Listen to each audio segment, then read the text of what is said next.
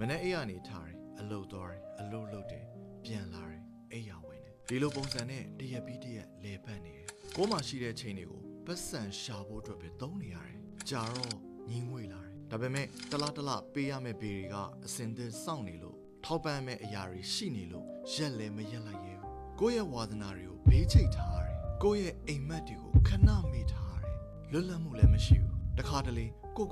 ပျောက်ဆုံးနေတယ်လို့ခံစားရတယ်ဒါဆိုရင်တော့ကျွန်တော်တို့တွေ red race လို့ခေါ်တဲ့ကြွက်ပြေးလမ်းမှာပိတ်မိနေပြီဖြစ်ပါတယ်ကြာလာတော့ကိုရောစိတ်ရောအယမ်းပင်ပန်းလာတယ်ကိုချစ်တဲ့သူတွေကို view ဆိုင်ဖို့ကို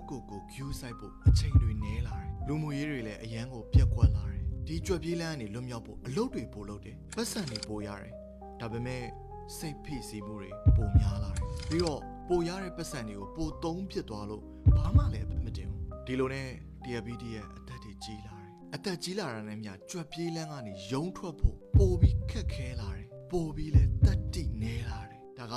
လူတော်တော်များများဖြတ်တန်းသွားကြတဲ့ဘဝတွေဖြစ်ပါတယ်တကယ်လို့ဒီကြွက်ပြေးလမ်းတွေကနေလွတ်ချင်မလိုအပ်တဲ့နေရာမှာပတ်စံတွေကိုမသုံးမိအောင်စီစစ်ချင်းကနေစတင်ရပါမယ်ဒါကအခုခေတ်စားလာတဲ့ minimalist lifestyle ပုံစံမျိုးပဲဖြစ်ပါတယ်အဲ့ဒီကနေပိုရှန်လို့စုဆောင်းမိလာတဲ့ပတ်စံတွေကိုအပိုဝင်ငွေတွေရအောင်စူးစမ်းဖန်တီးရမှာပါဘယ်လိုဖန်တီးမလဲဆိုတာကိုယ့်အခြေအနေပုံမူတည်ပါတယ်ခေါင်းအေးနဲ့စဉ်းစားကြည့်ပါဒါမှမဟုတ်မြေတို့အိမ်တို့လိုမျိုးရင်းနှီးမြုပ်နှံမှုတွေကိုဝယ်ယူဖို့ဖြည်းဖြည်းချင်းစူးစမ်းကြည့်တတ်ပါတယ်ကိုယ်အိမ်နေရင်တော့ပတ်စံတွေဝင်မဲ့ဝင်ငွေစီးကြောင်းမျိုးကိုဖန်တီးနိုင်ဖို့ကပန်းနိုင်ပဲဖြစ်ပါတယ်နောက်တစ်ချက်ကကိုယ်မှာရှိတဲ့ရည်ချင်းတွေကိုပိုပြီးတိုးတက်အောင်လုပ်ဆောင်ပါကိုယ်မှာရည်ချင်းတွေများလေအချိန်နည်းနည်းနဲ့ပတ်စံတွေပိုပြီးတော့များရနိုင်ဖို့အခွင့်အရေးတွေများလေပဲဖြစ်ပါတယ်ပိုရလာတဲ့ပတ်စံတွေကိုအကျိုးရှိအသုံးချမယ်ကိုယ်ပိုင်ချိန်တွေလည်းပိုရလာမယ်ဆိုရင်ဒါက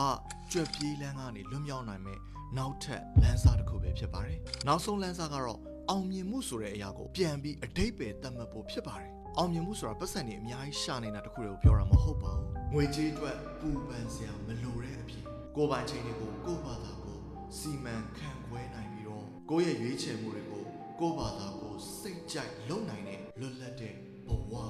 ခေါ်တာပါအခွင့်အရေးပြန်ဆုံးချပါသေးတယ်ကျွန်တော်ဒေါက်တာဟိန်းတို့ပါ